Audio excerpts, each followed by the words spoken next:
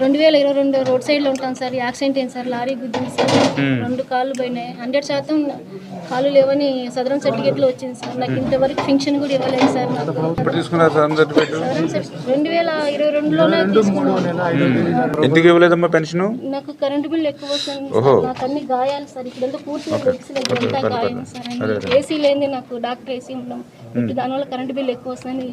ఈ జగన్మోహన్ రెడ్డి గారు వచ్చిన తర్వాత ఏం చేశాడంటే ఇట్లా అర్థం లేనిటువంటి నిబంధనలన్నీ పెట్టి దగ్గర 8 లక్షల పింఛన్లు తీసేశారు. ఇది ఇప్పుడు చంద్రబాబు నాయుడు గారు దృష్టిలో ఉన్నారు. ఖచ్చితంగా మేము చేస్తాం.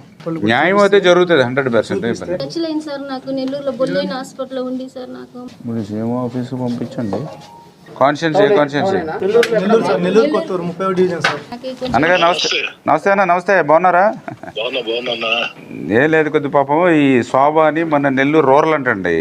కాకపోతే ఈ కరెంట్ బిల్ ఉందని చెప్పేసి ఈవిడికి పెన్షన్ లేదు అప్పుడు 2022 నుంచి కూడా. ఆవిడ ఒకసారి మీతో మాట్లాడతారు, ఒకసారి చెప్పండి. ఎమ్మెల్యే నమస్కారం సార్. గవర్నమెంట్ పరంగా రామారెడ్డి గారు చేస్తారు. పర్సనల్ నేను చేయాల్సింది చేస్తాను. ఎక్కడమ్మా మీరు ఉండేది? సార్ ఇక్కడ కొత్తూరు సార్ మాది. కొత్తూరు. నేను పర్సనల్ గా చేస్తానమ్మా మీకు. సరే సార్, థ్యాంక్స్ సార్. ఎప్పుడు కలవమంటారు సార్?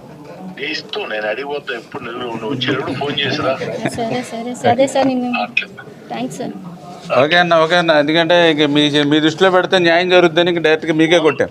100% ఇప్పుడు ఆయన కలవండి కొద్దిగా అమ్మా. నేను కూడా మాట్లాడేసి కంటే కొద్దిగా క్లియర్ చేస్తా. కుటుంబం ఆర్థికంగా కూడా చాలా ఇబ్బంది. ఒకే బిడ్డ సార్. బిడ్డ కోసం బతుకున్నాను సార్. బతకాలని లేదు సార్. 9th class. ఎలా వచ్చారు మరి పాపం? ఆటోలో వస్తానే ఉన్నాం. చాలా దూరం కదా.